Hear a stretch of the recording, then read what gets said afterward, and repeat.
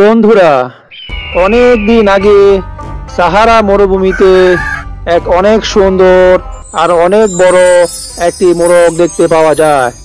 মোরগটি দেখতে যেমন সুন্দর তেমনি ছিল তার গায়ের রং। কিন্তু সমস্যা হচ্ছে সেখানে অনেকগুলো দুষ্টু শেয়াল ছিল।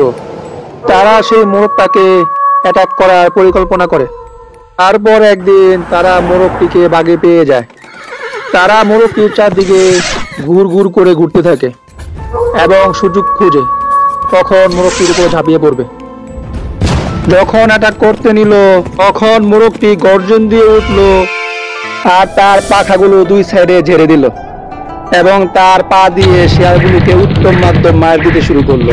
ফুটবলের বলের মতো শিয়ালগুলোকে লাফ দিতে থাকলো এবং শিয়ালগুলো দূরে ছিটিয়ে যেয়ে পড়লো। বন্ধুরা, মোরগটি মারতে থাকুক আর তোমরা এই ফাঁকে আমার চ্যানেলে লাইক এবং সাবস্ক্রাইব করো। এমন মার খেয়ে শিয়ালগুলো দৌড়ে পালায় এবং মোরগটি আবার তার পাখাগুলো মেলে দেয় এবং গর্জন দিয়ে ওঠে।